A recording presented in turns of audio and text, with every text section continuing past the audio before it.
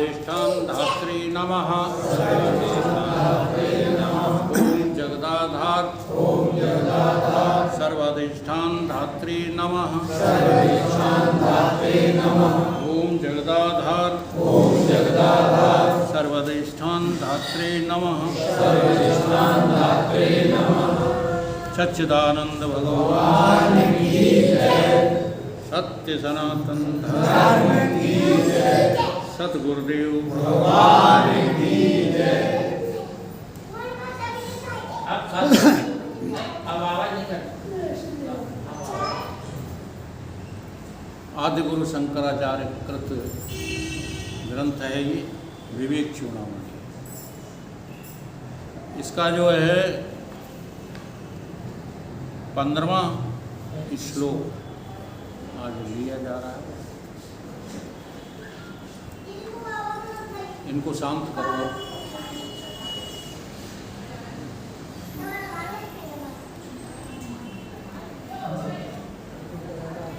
अतोह विचारः कर्तव्यो जिज्ञासुर आत्मवस्तुनः समासाध्य दया सिंधु गुरुम ब्रह्मवित् उत्तमम। अतः ब्रह्मवेत्ताओं में जो श्रेष्ठ दया के सागर सतगुरुदेव भगवान की शरण में जाकर जिज्ञासु को आत्म तत्व का विचार करना चाहिए। आत्मज्ञान के जिज्ञासु, इसका अर्थ ये होता है कि अनात्म ज्ञान की जिज्ञासा समाप्त कर। आत्मा के विपर्य जो खड़ा है वो सब क्या है? अनात्मा। और अनात्मा के बारे में जो जानकारियों में मन लगा रहता है, इसकी आदत जो है छोड़। जो अनात्म जिज्ञासा रखता है, हाँ देखो व्यवहार में जरा अपने को परखा करो। अगर कम बोलोगे तो व्यवहारिक जो है जिज्ञासाएं समाप्त होंगी। मौन का अर्थ ये नहीं होता है कि तुम जो है हट कर लोगे, हम बोलते ही नहीं, ये नहीं है। प्रपंचिक चर्चाओं के बारे में जानने की इच्छाएं बंद कर दें।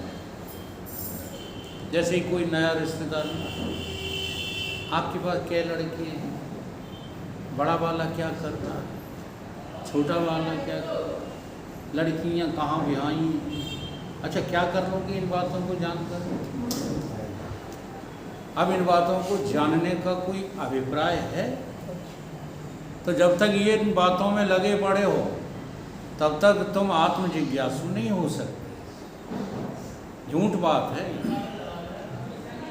इसलिए भोला बाबा ने तो स्पष्ट कह दिया है, व्यवहार सच्चा जानते हो, क्षर देह अक्षर मानते हो, संसार में सुख ढूंढते हो, सुख रूप निज आत्मा को नहीं जानते।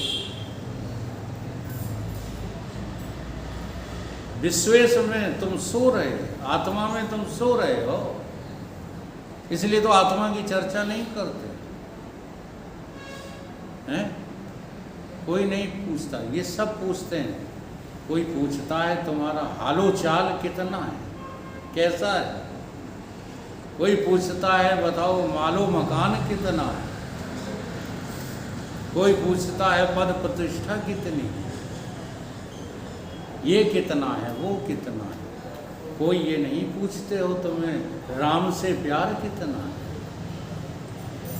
करते हो चर्चा? क्यों नहीं करते हो? इसलिए कि अनात्म जिज्ञासाएं शांत नहीं होती। तो अनात्म जिज्ञासा शांत हो तब जो है आत्मा के बारे में जानने की जिज्ञासा। यदि कोई कहे कि उसे जानने की जिज्ञासा है तो संस्कृत के जो पंडित होते हैं, यानी यहाँ पर पंडित शब्द उनके लिए जो है इस्तेमाल किया गया है जिन्होंने अच्छे ढंग से शास्त्रों का निचोड़ ग्रहण किया। समदर्शना च पंडिता नत संवर्तन। पंडित शब्द का अर्थ है यहाँ जाति से नहीं है, पंडा बुद्धि से है। जो बुद्धि आत्मा को जानने में कुशाग्र हो जाती है उसका नाम जो है पंडित है। तो पंडित जी मुस्कुराते हैं, बोलेंगे कुछ नहीं। जैसे कोई अच्छा संत बैठा हो, हम भी जाते हैं कंडोलेंस सभाओं में, लोग ऊटपटांग बातें करते रहते हैं, मन ही मन में हंस लेते हैं, रो लेते हैं, वहाँ बोल तो सकते नहीं, है ना। कुछ बोलने लग जाओ तो फिर वो जो है विवाद का विषय बन जाता है कि बड़े आए ब्रह्म ज्ञान। किसका ज्ञान, ये प्रश्न होता है। किसी ने पूछा ये क्या है, सामने फूलों की माला रखी थी, उनकी फूलों की माला। अब इसमें विचार करने जैसा तो कुछ भी नहीं है, लेकिन आत्म वस्तु क्या है। हम लोग यही तो जो है भ्रम में बने रहते हैं, उनकी जान गए और विचार की क्या जरूरत। तो सबसे अधिक इनको रवाना कर दोगे तो हमको पसंद नहीं है। I don't like disturbance in the discussion of the Ram. ये कथाएं जो है आचार्यों की कथाएं नहीं, चाहे आप भले बुरा मानो। या तो इसको चुप करो, बच्चे को भी ऐसे रवाना करो, चुपचाप बैठो। तो जैसे हम बाहर से वस्तुओं का ज्ञान प्राप्त करते हैं, ऐसे आत्मा को नहीं जाना जाता। विचार जैसे सामने ये रखा, ये क्या है, चश्मा, इसमें विचार की कोई ज़रूरत है। वो आत्मा क्या है, जो चीज़ कभी आपने देखी नहीं, जिसके बारे में कभी सुना नहीं, जिसके बारे में कभी मनन नहीं किया, उसके बारे में तुमसे कहा जाता है कि विचार करो, तुम उसका विरोध करते हो। आत्मा विचार शून्य है, सारी रात यही चर्चा हुई होगी। आत्मा विचार शून्य है, विचार शून्य। बिना विचारे जो करे सो पछताए, काम बिगाड़ो आपनो जग में होता। विचार करना पड़ेगा। अगर विचार करने की पद्धति नहीं आती है, वेद शास्त्रों से नफरत करते हो, तो तुम चाहे जितने स्वांग रचना, जी हाँ, तुम परमात्मा के भक्त नहीं हो सकते। वेद शास्त्रों को झूठ कह करके, उनकी अनावश्यकता सिद्ध करके तुम आत्मज्ञानी बनना चाहते हो। बेवकूफ हो जाओगे, आत्मज्ञानी नहीं हो पाओगे। समझ रहे हो। तो इनका जो है, जैसे बौद्धों की जो आत्मा है वो वस्तु भी नहीं है, वो कहते हैं क्षणिक है। जो बौद्ध संप्रदाय है वो जो है उसको वस्तु भी नहीं, ऐसा भी नहीं मानते। वो तो कहते हैं क्षणिक एक उबाल है कि मैं आत्मा हूँ। वह विज्ञान रूप है, शून्य है। तो बोले कि नहीं नहीं, हम क्षणिक या शून्य रूप विज्ञान की जिज्ञासा नहीं करते। जो शून्य वृत्ति और क्षणिकता दोनों से विलक्षण वस्तु है, हम उसको विज्ञान कहते हैं। जो शून्य से भी और क्षणिक से भी विलक्षण है, उसका नाम विज्ञान है। इसका नाम विज्ञान नहीं है। जो वस्तु है उसे खोज लेने का नाम विज्ञान नहीं। हमने जरूर दी है परिभाषा। What is the definition of science. Science, विज्ञान की क्या परिभाषा है। तो हमारे यहाँ जो विज्ञान की भौतिकता में परिभाषा बताई गई है, वो क्या बताई गई है कि संसार में जो संग्रहित वस्तुएं हैं उनकी खोज का नाम विज्ञान। जबकि जो है ये विज्ञान की परिभाषा नहीं। विज्ञान की परिभाषा है जो खोजने से नहीं मिलता और फिर भी पा लिया जाता है, उसका नाम विज्ञान है। खोजने से मिलता ही नहीं, चाहे जितना खोजो। जो चीज़ें खोजने से मिल जाएं वो भगवान नहीं होती। हाँ, लेकिन कहो तो फिर खोज करना बंद कर दे, नहीं करो, खोज करो परमात्मा की। असल में परमात्मा के नाम पर अन्य वस्तुओं की खोज में लगे हो। एक सुख तुमको दुख लगने लगता है, दूसरा सुख खोजने लगता है। आत्मा की खोज नहीं करते। आत्मा ही विज्ञान है। हम आत्म वस्तु के जिज्ञासा करते हैं। बड़ी अद्भुत बात है। किसी कदर यह बात हम लोगों को दिमाग में नहीं उतरती। क्षण से विज्ञान की सिद्धि होती है या विज्ञान से क्षण की? यदि विज्ञान ही नहीं होगा तो क्षण क्या होगा? अब यहाँ ये प्रश्न रख दिया कि क्षण से विज्ञान की उत्पत्ति होगी, उसी भाषा में आ जाओ। द्वैत से अद्वैत उत्पन्न होगा या अद्वैत से ही द्वैत उत्पन्न सा भासता है। एक संप्रदाय है जिसे बतासा संप्रदाय कहते हैं हम तो। अब उनने कुछ अपना नाम रखा हो संगठन का।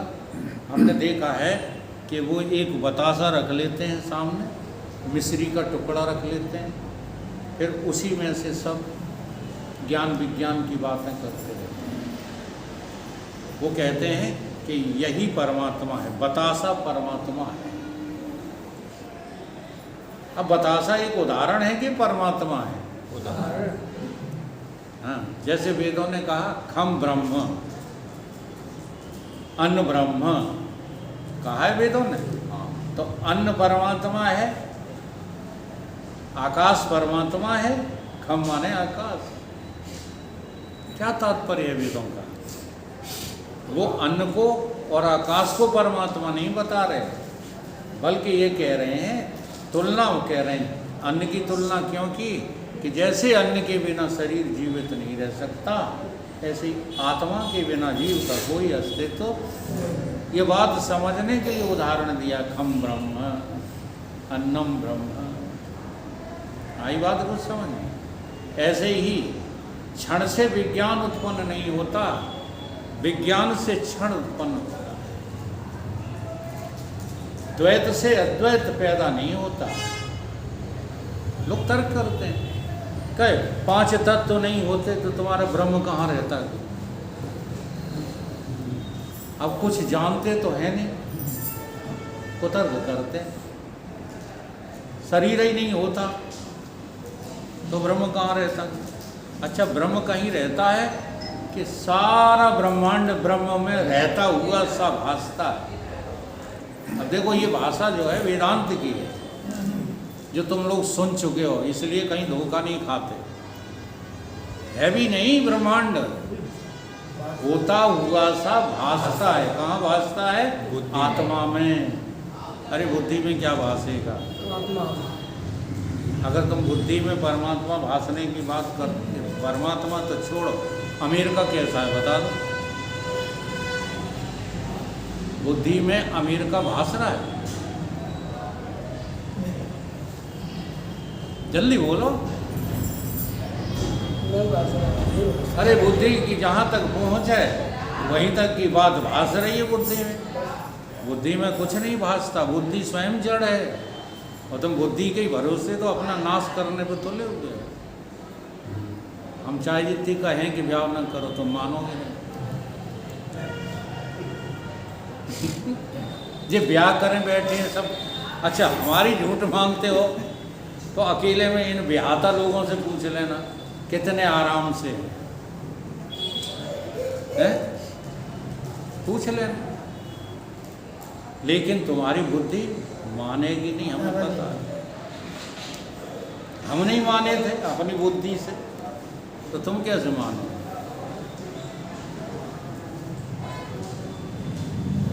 तर्क दोगे, उसमें बड़े बड़े तर्क हैं। एक लड़के ने तो यही कहा, स्वामी जी तुम्हारी जैसे हम हो जाएंगे तो दुनिया कैसे चलेगी?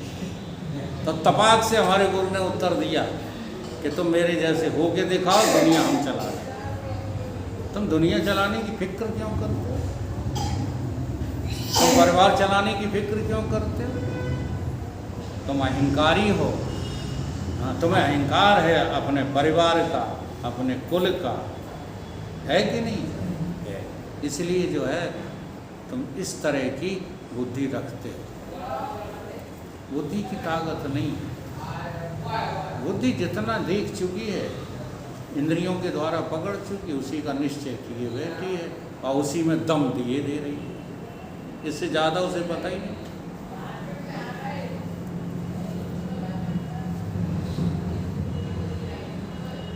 हम आत्म वस्तु की जिज्ञासा करते हैं। बड़ी अद्भुत बात है, किसी कदर बात ये। हाँ, क्षण क्षण क्रम से आने वाला है काल का ये अंश। क्षण, क्षण किसको कहा है? काल के अंश को कहा है। काल के अंश का नाम क्या है? क्षण। और विज्ञान किसको कहा है? आत्मज्ञान का नाम ही विज्ञान। तो विज्ञान से ये काल पैदा हुआ है या काल से विज्ञान? विज्ञान से। समझ में आ रही कि वैसे कह रहे? जो कालऊ कर काल भयंकर, सुमरह ताय शारदा शंकर। शारदा शंकर किसका सुमरण करते हैं?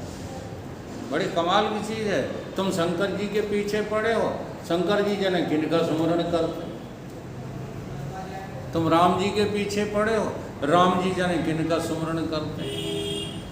तो जिनका सुमरण शंकर करें, जिनका सुमरण राम करें, जिनका सुमरण ब्रह्मा करें, जिनका सुमरण विष्णु करें और जिनका सुमरण हमारे गुरुदेव करें, हमें भी उन्हीं का सुमरण करना है। अगर उनको छोड़ करके किसी और का स्मरण करते हो तो तुम प्रपंची हो कि नहीं हो? बात ये समझ। सुमर हिताय शारदा, उसी का नाम विज्ञान है। वह विज्ञान का परिच्छेदक अवच्छेदक क्या क्षण कभी हो ही नहीं सकता।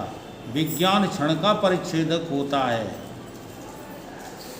विज्ञान जो होता है, आत्मज्ञान जो होता है, वो क्षण का परिच्छेदक का मतलब क्षण को काट सकता है, काल को मिटा सकता है। जी हाँ, वैसे और किसी की दम नहीं है जो काल को मिटा सके। काल सबन को भकत है, काले भके न को। एक बार काले भको तो महाकाल सम। काल को भी तुम खा सकते हो, इतने बड़े हो तुम, लेकिन अपनी अपनी वास्तविकता हम जानना ही नहीं चाहते, क्योंकि छोटे से एक जो है अंश क्षण में हम फंस के रहते। कितना डर लगता है शरीर छूटने में। चलो आपको तो लगता ही होगा, ये 70 साल के बैठे हैं, इन्हें लगता है कि नहीं छोड़ने का डर? शरीर छोड़ने का डर लगता है? डर लगता है। तुम अकेले भूल गए और तुझे कोई भूल ही नहीं गए। जिन लोग समझ गए कि हम कोई शरीर में कछु नहीं समझ गए, फिर भजत का है बाजरा काटो। अलग बात है कि बाजरा काटने के लिए भागते हो, नौकरी के लिए भागते हो, किस लिए? काल के डर से। केवल बातें करने से काम नहीं चलता। काल का भय सबको है। जो बहुत दुस्साहसी होते नहीं, कहते हम बंदूक चला लेंगे, हम इतने मार डालेंगे, उतने बेव काल से डरते हैं। उन्हें ज़्यादा। जी हाँ, काल से निर्भय होने का अर्थ ही है कि तुम विज्ञान स्वरूप हो जाओ, और कोई अर्थ नहीं। आत्मस्वरूप हो जाओ तो तुम कैसे हो गए? निडर, दुस्साहसी नहीं हो गए। फिर ये नहीं कहोगे कि तब हम जाने ज्ञानी जब सांप को गले में डालें। अरे सांप का जो लक्षण है वो क्या है? काटना। उस सांप के भीतर मनुष्य ही जानता है कि विष भरा है। और देखो वो जानना हमारा संस्कार बन गया है। जैसे अभी सपेरा दांत निकाल दे, विष वाली थैली निकाल दे, ठीक है, तुम्हें दिखा के नहीं निकाले, निकाल दे, और निकाल के तुम्हारे हॉल में सांप ढील दे, बैठे रहोगे ऐसे ही भगोगे। तो वो जो संस्कार है ना विष वाला, मौत वाला, जो हमारे अंतःकरण में ठसाठस भरा है, ठीक है, ज्ञानी उसको संस्कार को नहीं निकालता। बहुत बड़ी खूबी बेवकूफ़ी ये लोग डोल रहे हैं, वो कहते हैं हमारे गुरु, तुम्हारे गुरु, इनके गुरु, उनके गुरु, सब बेकार की बातें हैं कि अंतःकरण का जो लक्षण है, जो स्वभाव है, वो अंतःकरण बरतेगा ही बरतेगा। इंद्रियों का जो लक्षण है वो इंद्रियां बरतेंगी ही बरतेंगी। सजगता क्या? इनमें से तुम कोई नहीं हो, इनमें से तुम कोई नहीं हो, ये जानना ही सतर्कता है, न कि व्यवहार में बरतना सतर्कता है। कभी धोखे में भी सांप मत पकड़ लेना। हम बेज्ञानी नहीं हैं जो उल्लू बनाए लोगों को, नहीं तुम आ जाओ कब की चक्कर है। अगर कपड़ा पहनना ज्ञान नहीं है तो कपड़े उतार के फेंकना भी ज्ञान, बता दो सीधी। और नहीं तो कपड़ा पहनने से ज्ञानी होता है तो नंगे होने से भी ज्ञानी हो जाए। बेकार की बात है। समझने की कोशिश करो इन बातों को। ये व्यर्थ की बातें जो समझ करके तुम बैठे हो, इसका नाम जो है भगवान की भक्ति नहीं। हम नहीं कहते ज्ञान ध्यान को तुम प्राथमिकता दो, इतने बड़े पक्षधर अब हम नहीं रहे। हम तो ये कहते हैं कि संसार का अंश भी त्याग दो। अगर संसार के किसी भी अंश में तुम जी रहे हो तो तुम्हारा कल्याण होने वाला।